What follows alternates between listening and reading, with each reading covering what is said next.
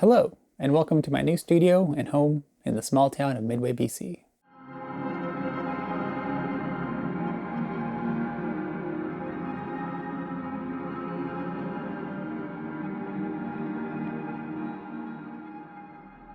We just wrapped up construction on this project, which was in the works for many years.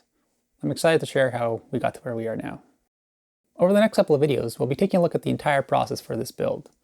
The general approach, the isolation, the acoustics, and also the speakers.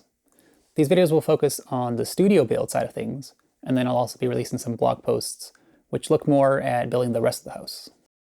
My old studio was in my parents' home in Calgary. That room was built out while I was in high school, so I knew eventually I'd need to find a new place to work out of.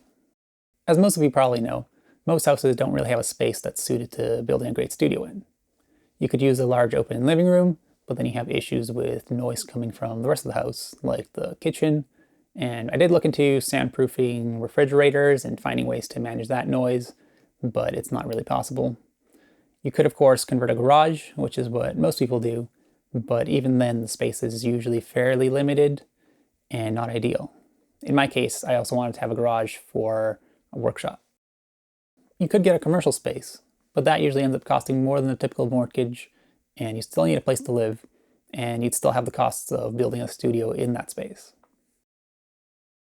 During COVID, I spent a couple of months visiting my mother-in-law's farm, which is in this area. We decided to try building a small house and detached studio there, but unfortunately, due to the zoning laws on agricultural land here, we weren't allowed to put up a second house on that property. Some aspects of that detached studio design did carry through to this space, but the design went through many iterations.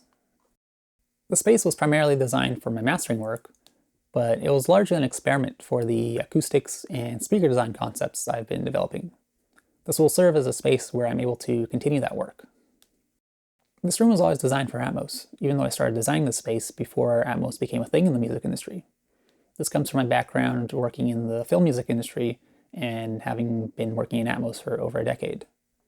All the surround speakers in here I designed and built before we had even purchased the property. After not being able to build on my mother-in-law's property, we ended up finding this lot nearby. It was an affordable lot in a quiet neighborhood with the utilities all ready to go. It's a small lot, and we wanted to preserve as much space as possible for gardening and for our dogs. So the next challenge was designing a house that met our needs while having the smallest possible footprint. I had the dimensions I wanted for the studio, so I now needed to design a house around that. I came up with a single solution that worked, giving us the studio, a 2-car garage for parking and for a workshop, 1 bedroom, 1 bathroom, and then a small kitchen and living room space. We get a lot of compliments from the neighbors on how our house looks, but it really just stemmed from being the only solution that worked. I gave my sketches to our drafter, who then created the complete set of plans. This was an owner-builder project, meaning I was the general contractor and managing the project. It was quite a bit of a process to go through, and if you want to find out more about that, you can read about it in the blog posts coming up. We worked with a construction company which handled the foundation and framing. Then aside from plumbing, electrical, and roofing, my husband and I took care of everything else ourselves. Everything from drywall, flooring, to trim, to HVAC, to building all the kitchen cabinets, and of course, building the studio. We broke ground in August 2023. By March, we took over the project and were working entirely on our own, aside from the plumber and electrician doing their finishing work. We got our occupancy permit and started living here in October, at which point we started building out the treatment in the studio, plus the main speakers, and we wrapped that up by March 2025.